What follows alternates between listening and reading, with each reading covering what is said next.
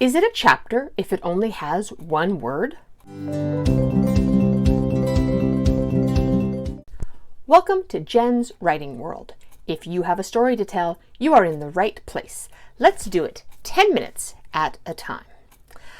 Well, the first thing I want to do is answer the question that I asked in the hook. Yes, you can have a chapter with only one word. Matter of fact, it might be very impactful. So now we know that today I want to talk about chapters. What makes a chapter, what makes a chapter work, and to give you permission to do anything you want in your chapters with one caveat. I want you to know why you are making your chapters the way they are. Do whatever you want, but when push comes to shove, you should be able to say why your chapters are structured like they are. So let's cover a few of the multitude of ways, I certainly can't talk about all of them, that makes chapters work. First, I want to talk about chapter length. Can your chapter be one word? Yes, it can. Can your chapter be 50,000 words? Absolutely. I admit that my chapters in my books tend to be about the same length. I am a pantser, and one way that I manage my book is I say, my first draft is 60,000 words, it will have 30 chapters, therefore each chapter is about 2,000 words. And this allows me to make arcs in each of my chapters, and I know when I get to about 1,500 words that I should probably start clearing up that scene or that mini arc so that I can end the chapter where I want it to. But you don't have to do that. The one advantage to having chapters that are all the same length is it allows your reader to know when a chapter is ending. Now, maybe you don't want to. Maybe you want to keep them uneased and on edge. And so you make some chapters long and some chapters short, and the reader has no idea what to expect. That is a perfectly legitimate reason to make chapters varying lengths in your book. It could also be that some of your scenes, and remember, all chapters is scenes that are connected together. Maybe they make a mini arc, maybe they tell a certain subplot in a story, they may do all sorts of things. But chapters are made up of scenes. That can be one scene, that can be 50 scenes. Usually these scenes are related, and that's kind of what makes chapters coherent, instead of just the book. You can make your chapters any length they want. You can, if you want to, have your entire book be one chapter. At that point, I don't know why you'd even call it a chapter, and it's just made up of section breaks. Notice that I said section breaks, because odds are your book is not made up of one scene. Now, it could be. There's no reason why you can't write a book where two people go for a walk, and all they do is talk, and there's nothing else that happens, and it works because you, as the writer, made it work. It's one very long scene that makes an entire book. However, most of the time, scenes they have beginnings, middles, and ends, and chapters usually have beginning, middle, and ends. And your book has a beginning, middle, and end. And all of these kind of highs and lows happen, and that's where you break up scenes and you break up chapters. So, while I'm not saying you can't have no chapters and one scene and things like that, more than likely you don't. So we'll talk about the most of the books. But if you want to write that one scene book, you go have fun with that. That being said, again, the length of your chapter is your choice. You can make them really short, 1 to 2 pages, and that can be a really fast-paced book, or you can make them really long, and that can be one maybe with a lot of detail and a lot of dialogue and a lot of visual, and you're trying to tell a grand story, so you want to really immerse people. Here is a trick. As a reader, and now I'm talking as a reader, not an author, I do prefer shorter chapters. Yes, all authors want readers to never put our book down to finish them in one reading. Have I done that with books? Oh yes, absolutely. J.D. Robb has a book come out. I'm reading that thing beginning to end. I'm not stopping. However, most books, unless they're really short, are going to be read in chunks. And the reader will either stop when they want to, as in they're bored, they're tired, they're distracted, or they'll stop when you want them to stop, which is the end of the scene, the end of a chapter, an important part where you're like, okay, take a breath here, but I've interested you enough that you want to come back. And that's what the end of a chapter can do. It can be like, okay, so you have to leave now, and I understand, but I'm going to end it in such a way that it's going to be on your mind while you're not reading, and you're going to hope you can come back to it really soon. And that's the power of chapters, and that can mean that having a chapter that is slightly shorter, or I should say a chapter that is the right length, means that the reader will stop when you want them to stop. And if it's too long, it might just be that they stop when they want to stop. And sometimes when readers stop when they want to stop, they don't pick it up again.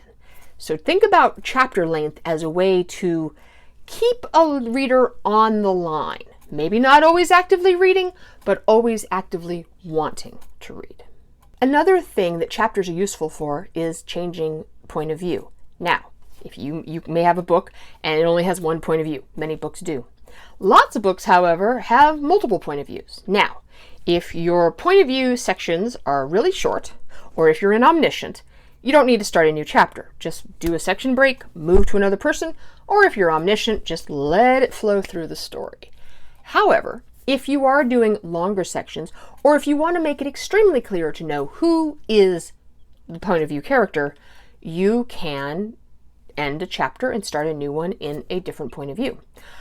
I once wrote a mystery series that I've talked about, and it had two point of view characters, a male and a female, and the female had all of the even chapters and the male had all of the odd chapters. So it was very clear, hopefully in my storytelling, but also the reader knew whose point of view it was based on which chapter they were in, and I couldn't make it any clearer than that. Plus, I did want them to have an equal part in telling the story, and so by splitting it 50-50 with the chapters, as a writer, I made sure that the story was told equally by both of them, which was my goal. So, changing POV and letting the readers know that the POV has changed is a great thing to do by changing and starting new chapters. Okay, first I have to say, as I always do, you don't have to do what I do. And in this case, lots of writers don't do what I do. I'm going to talk about headings for a moment. I truly believe that your book should not need chapter headings. It should not say Paris, 1907, February 5th, or whatever it is that you want your heading to say. Now, you may be jumping back and forth through time. You may be jumping from location. So maybe you have a multiple POV book and one person is in Iceland and one person is in Guatemala. And so you start the headings of Guatemala or Iceland so that the reader is totally clear on what is going on. Now, I love a book that does that does the POV changes, that does the time changes, that does the place changes, and doesn't have headings, but is so well written that from the very start of the chapter, I know that we've moved from Iceland to Guatemala, that we've moved from today back to the 1800s.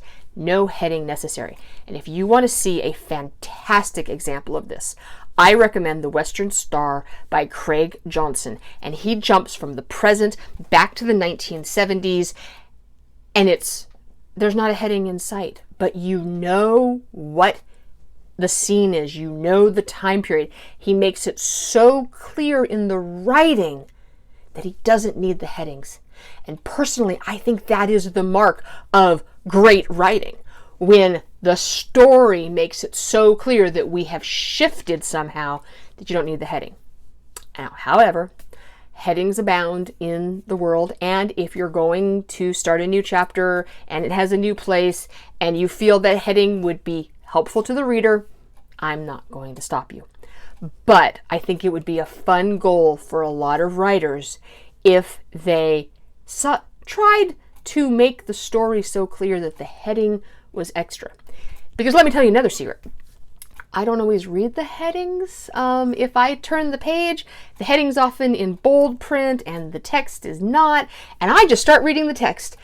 And sometimes that makes me wonder where I am, and then I'm like, oh, there was a heading, I missed it. If your story is strong enough, it doesn't matter whether I read the heading or not, and I think that should be the goal of all writers. Again, I'll get off my high horse though, because clearly lots of best-selling authors use headings. It's just my personal opinion. You might be wondering how you know when a chapter ends, and normally chapters are arcs. So scenes are arcs also.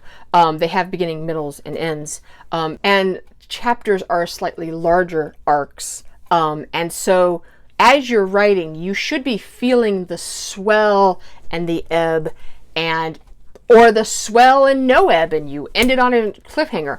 But I think that as you feel your book ebb and flow, you will probably realize that this is a stopping point, because this little mini arc has reached its end. Now, whether that end is a high note, or that end is a low note, or that end is a cliffhanger, well, that's for you to decide. And even though I know people who loved to end every chapter on a cliffhanger, I don't recommend it. There's nothing wrong with giving the reader a little breathing space. Plus, if every chapter is a cliffhanger, then the reader is going to expect every chapter to be a cliffhanger, and they kind of lose their impact. So, and I'm going to go off on one other little mini rant, because I hear this all the time in my critique group, and I just want to say, if you want to end a chapter with your character going to sleep, go for it. J.D. Robb, who writes, is the pseudonym for Nora Roberts, and it's the In-Death books with Eve Dallas. And if you haven't read them, I highly recommend them. There's like 52 or 3 out now. And as the series go, it's absolutely fantastic. But she ends chapters with Eve going to sleep all the time. Usually sheer exhaustion, usually with a question unanswered. But they go to bed. And the next chapter is them waking up in the morning. And you know what? It really works. I don't want to put the book down just because they went to bed, usually because there's a question hanging over everybody's head and I want to know the answer. But again, I guess what I'm telling you is there are no rules. So when people say, always end on a cliffhanger, or don't end by putting someone to sleep, no, if that's what you want to do, do it. But do it well, and do it so that it's impactful. So don't come to a conclusion and then everybody goes to sleep and, rests contentedly. Instead, have turmoil, and because it's 2 a.m, you have no choice but to go to bed, but the turmoil still exists, and so maybe everybody doesn't sleep very well. But by all means, if that's the end of the chapters because exhausted, everybody finally went to bed, yeah, you can do that. And don't let anybody tell you that you can't.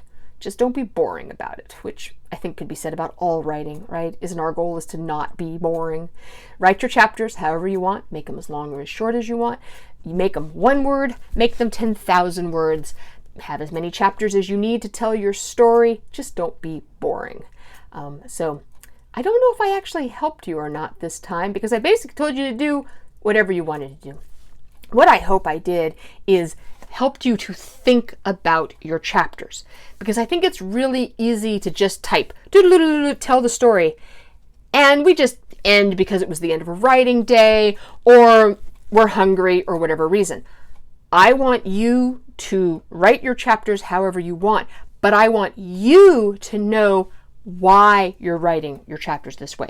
Why are 3 of them short and then 1 of them really long?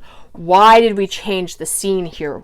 How does the arc work? If you know what you're doing, it may be that the reader is just going to have a great read and never think twice about what was going through your head. But that great read comes because you are writing and you are aware of why you're doing things. And I think that if writers are aware of the structure we're putting in the story, I think it comes out in the final story as a better story. And that's what we want. So today, as you listen to me ramble, I just want you to start thinking about why your chapters are the way they are. Would changing them make them better? And can you explain to yourself, not necessarily to the reader, but to yourself, why you chose to do things that way? I hope you will join me for Tuesday for a write-in.